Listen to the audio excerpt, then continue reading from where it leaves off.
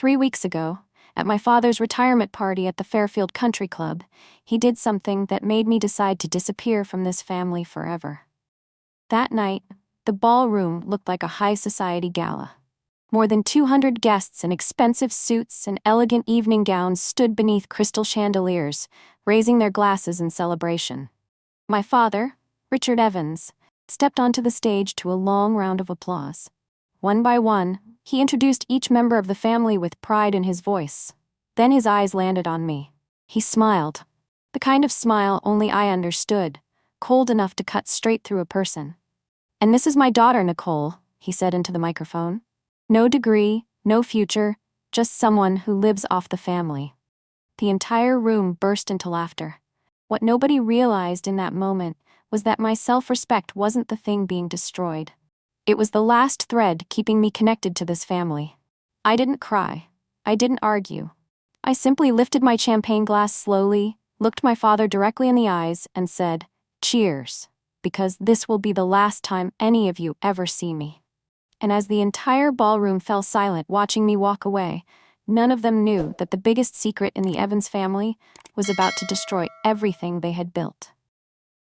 If you want to hear the rest of this story, the story of how the woman they called useless made her entire family pay the price, comment 1 below. And maybe by the end of it, you'll realize your true value was never defined by someone else's opinion of you. After leaving the ballroom that night, I drove for nearly an hour without even knowing where I was going. My hands gripped the steering wheel so tightly they hurt, while the sound of more than 200 people laughing replayed over and over in my head. But the truth is, that wasn't the first time my father had turned me into a joke. It had started a long time ago. My mother died of cancer when I was 8 years old. I can barely remember her face now, but I still remember her hands always reaching for mine whenever I was scared. 2 years later, my father remarried Linda, a woman who came into our lives with a son named Marcus. From that day on, there was no longer a place for me in this family. Marcus was always my father's pride and joy. His grades were bragged about to everyone. His birthdays came with expensive gifts. When he turned 16, he was handed the keys to a brand new BMW. And me? I got Marcus's old car, and the same familiar line, "A girl doesn't need to stand out too much." My father never hit me. He never screamed at me in front of other people. What he did was far worse. He treated me like I didn't exist. At family gatherings, I was always the one sitting quietly in the corner of the room. In every conversation about the future of the Evans family, my name was never mentioned. There was only one person who ever truly saw me. My grandmother, Margaret. And it was her who secretly left me something that would one day make the entire Evans family regret everything they had done. When I was 20 years old, during my second year of college with nearly perfect grades, my father called me home for what he described as a family meeting. I still remember how cold that room felt. So cold it was hard to breathe. My father placed a folder on the table and calmly explained that the family could no longer afford to pay for both Marcus and me to attend college. And the one who would have to sacrifice everything was me.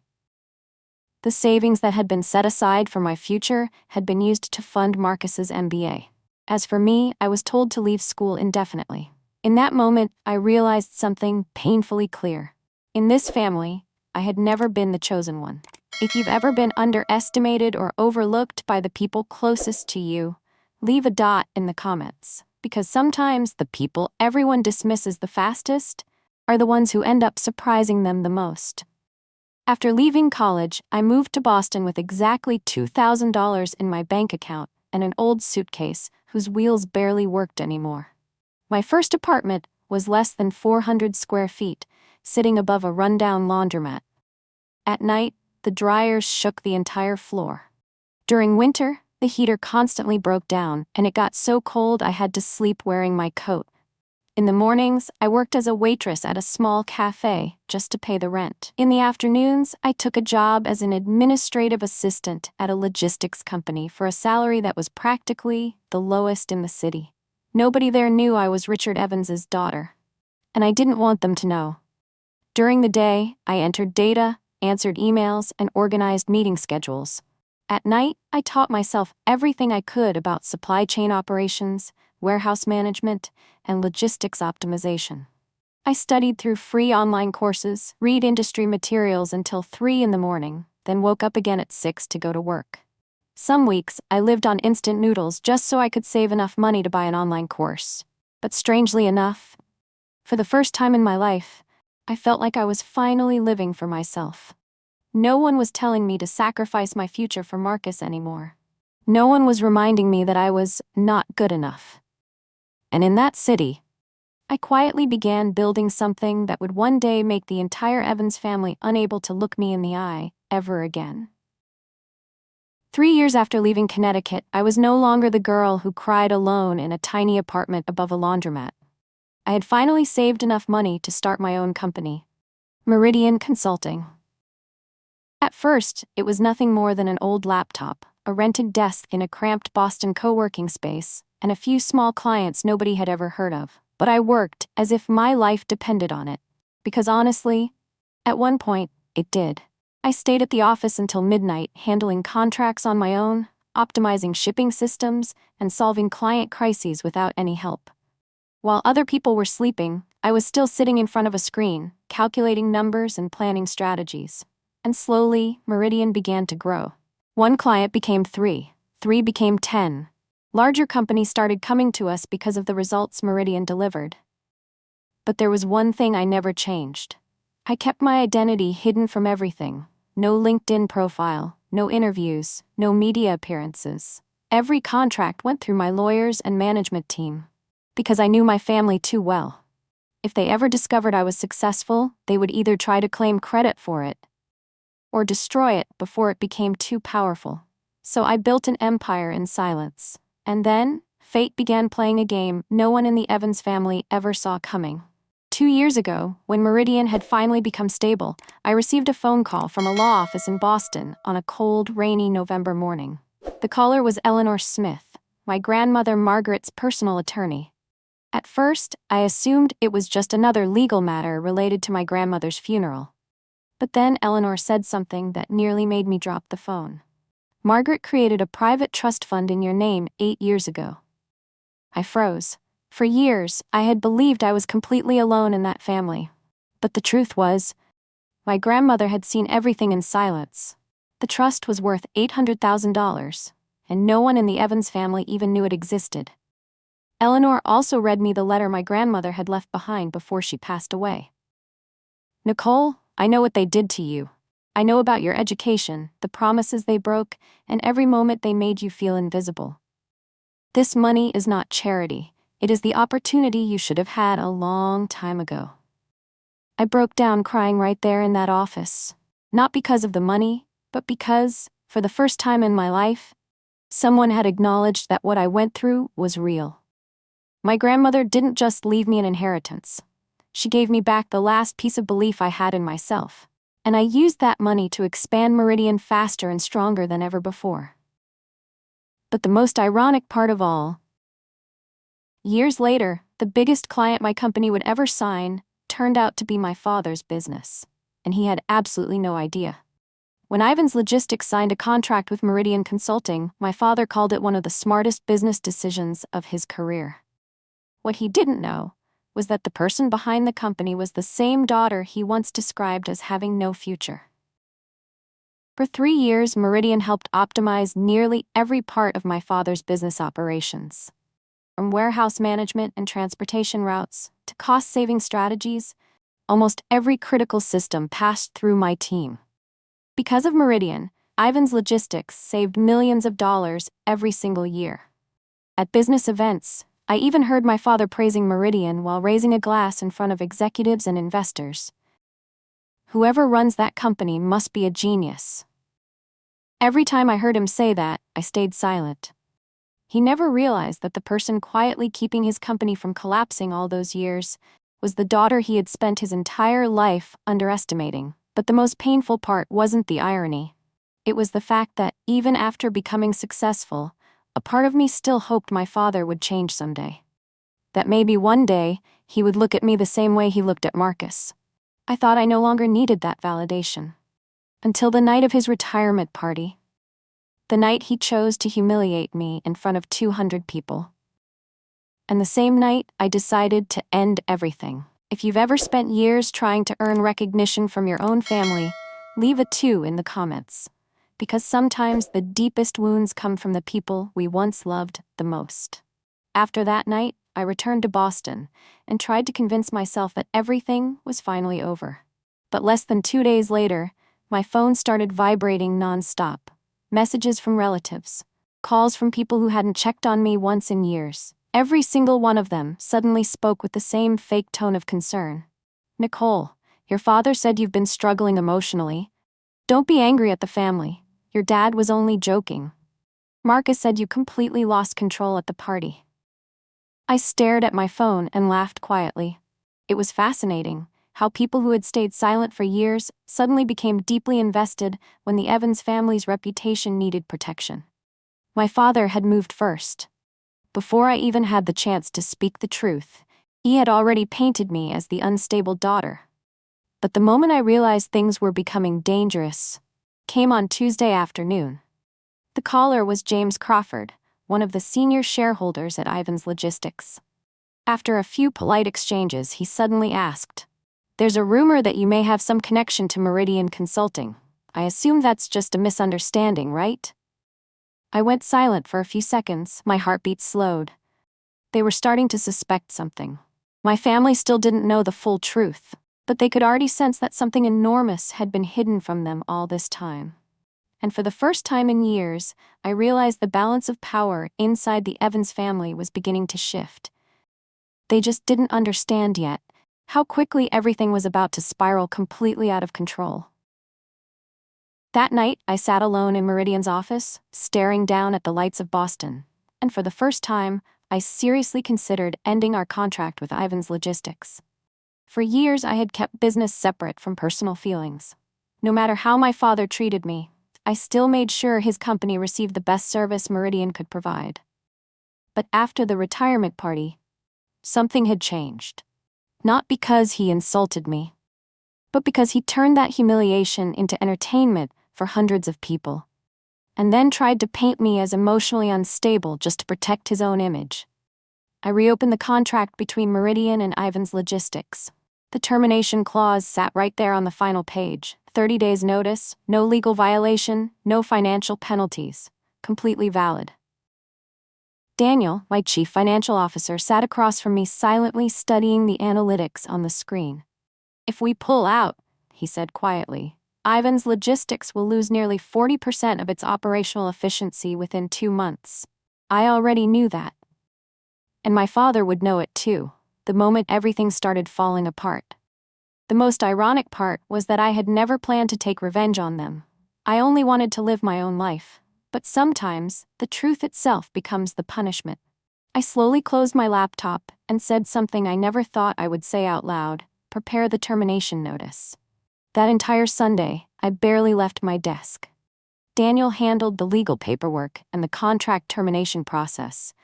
And me, I sat there writing a private letter to my father. I rewrote it more times than I could count. The first version was filled with anger. The second sounded too cold. The third read like a daughter still desperately begging to be loved. Eventually, I realized I didn't need revenge fueled by emotion. I only needed the truth. The final letter was just a few short lines. "You once said I had no future. The company you called the backbone of Ivans Logistics belongs to me. For the past 3 years, the daughter you considered useless has quietly kept your company running. I am terminating this contract not out of revenge, but because I finally understand that some places are no longer meant to be home." At the bottom of the letter, I signed my name, Nicole Margaret Evans. I intentionally included my grandmother's name in the middle, the only person who had ever believed I was worth something. Monday morning, the entire file was delivered directly to the headquarters of Ivans Logistics. 9:17 a.m., my father's first call appeared on my phone screen, then the second, the third. Messages from Marcus, messages from Linda. I answered none of them. After 12 years of being treated like I was invisible, for the first time, the entire Evans family was panicking because they couldn't find me. By early afternoon, my assistant knocked on my office door with a tense expression. "Miss Nicole, your family is downstairs in the lobby. They said they need to see you immediately." I stayed silent for a few seconds before standing up and walking toward the glass wall overlooking the lobby below. My father, Linda, Marcus, the three of them stood in the middle of Meridian's building like strangers who had just stepped into a world they never imagined I was capable of creating. The funny part was, just a few weeks earlier, they still believed I was the failed daughter living off the family. I adjusted my blazer calmly and said, "Bring them to conference room B." I intentionally chose the room with transparent glass walls. Not to humiliate them, but because this conversation would no longer allow room for lies. The moment I walked in, all three of them turned to look at me. My father spoke first. "What kind of joke is this?" I took a seat at the head of the table and calmly placed a folder in front of him. "It's not a joke." I slid the Meridian ownership documents toward him. "From beginning to end, Meridian Consulting has always been my company." The room fell completely silent. Marcus grabbed the papers, scanned them quickly, then shot to his feet. "That's impossible." Linda had gone pale. And my father. For the first time in my life, I saw him looking at me as if he had absolutely no idea who I really was. My father flipped through the documents with slightly trembling hands. Company registration papers, tax records, contracts between Meridian and Ivan's Logistics. Every single one carried my name. There was no way to deny it anymore. When did you do all this?" he asked, his voice rough and unsteady. "From the moment you decided my future wasn't worth investing in." Marcus slammed the folder down onto the table. "Are you out of your mind? Do you even understand what happens if Meridian walks away from us?" "I do. 70% of our operational systems depend on Meridian. I know that too." Marcus was starting to lose control, but for the first time in my life, I wasn't afraid of him anymore, because for the first time ever, I was the one holding the power. Linda quickly stepped in with her usual soft voice. "Nicole, we're family," I laughed quietly. "Family?" I looked at her for a long moment. A real family doesn't stand in front of 200 people and call their daughter useless just for entertainment. No one had an answer for that. The room sank into a heavy silence. Then my father slowly looked up at me. "What do you want?" I met his eyes and finally said the words I had never been brave enough to say for the past 12 years. "I don't need anything from this family anymore." If you've ever had a moment where you had to stand up and protect your own worth, leave a 2 in the comments. Because sometimes the hardest part isn't walking away. It's finally accepting that you deserve a better life. After I said those words, the room seemed to freeze completely. My father sat there in silence for a long time. The anger that had filled his eyes when he first walked in was gone. And for the first time in my life, I saw something that looked almost like confusion. Maybe he couldn't understand how the daughter he once considered weak was now sitting across from him like this. No begging, no tears, no need for his approval anymore. Marcus was the first to break the silence. "Dad, we can't let her do this. The company will collapse." I turned and looked at him calmly. The ironic part was that Marcus had spent his entire life believing he was superior to me simply because he had an MBA, a CEO title, and my father standing behind him. But now, none of those things were enough to save him. "I'm not destroying your company," I said slowly. "I'm just no longer saving it." Marcus clenched his fists so tightly the veins in his hands stood out. And Linda's tone finally changed too. The gentle stepmother act disappeared instantly. "Nicole, you're tearing this family apart." I stared at her for a long moment before quietly shaking my head. "No, this family destroyed itself a long time ago." My father lowered his eyes to the letter I had sent him. His gaze stopped on the name Margaret. And in that moment, I decided it was finally time to reveal the last secret my grandmother had carried with her for years before she died. Why do you think Grandma secretly left that trust fund to me? The moment I finished speaking, my father looked up immediately. The color drained from his face. Linda frowned in confusion, while Marcus stood frozen beside the conference table. Slowly, I pulled another folder from my bag and placed it in front of my father. She knew the whole truth. My father said nothing, but his eyes said everything. He knew exactly what I was talking about. 8 years ago, I continued, my mother left behind a private education fund for me before she died. The room went completely silent. It was enough to pay for any school I wanted. Linda turned toward my father in shock. Marcus actually took a small step backward. And me, for the first time in my life, I finally said the truth out loud. The truth I had carried like a wound for years. But Dad took all of that money and used it to pay for Marcus's MBA. Marcus shot to his feet instantly. Dad, is that true? My father clenched his hands tightly, but he didn't deny it. No one in that room could say another word. Because sometimes, silence is the clearest confession of all. I looked at the man sitting across from me, the man who had spent years making me believe I wasn't worth investing in. Then, I quietly said, Grandma knew you stole my future, so before she died, she found a way to give it back to me. After that day, everything at Ivan's Logistics began collapsing faster than anyone could have imagined. Meridian officially ended the partnership 30 days later. Within just 2 months, my father's company fell into complete operational chaos. Delivery routes were constantly delayed, costs skyrocketed, major clients began pulling out one by one.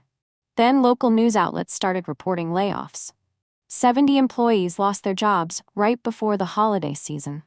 Marcus, the same man introduced at the retirement party as the future of the company, began facing public questioning from the board of directors. And my father, the reputation he had spent 40 years building, started falling apart within a matter of months. Not because I spoke out.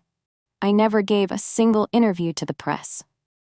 But the people who attended that retirement party told the story themselves. They talked about how Richard Evans humiliated his own daughter in front of hundreds of people, and how they later discovered that the same daughter had been the one quietly keeping his company alive all along. In Connecticut's business world, there is nothing more dangerous than being seen as someone who betrays their own family. I once thought that watching them fall apart would make me feel satisfied. But it didn't. I only felt exhausted. Because after everything, the most painful realization wasn't losing a family.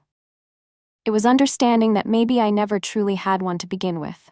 6 months after everything happened, my life finally became peaceful, in a way I never believed I deserved. Meridian grew stronger than ever. We moved into a new office overlooking Boston Harbor, hired more employees, and expanded into even larger projects. But the biggest change wasn't my company, it was me. I started going to therapy. Not because I had fallen apart, but because, for the first time in my life, I wanted to heal the parts of myself I had buried for far too long. I also began seeing Uncle Robert more often. Through his stories, I finally understood how strong my mother truly was. And little by little, I realized maybe I was more like her than I had ever imagined. Every month, I still bring flowers to my grandmother Margaret's grave. And every time I stand there, I whisper the same words, I did it, Grandma. After everything, I've come to understand one thing very clearly. A person's value is never determined by how their family chooses to see them.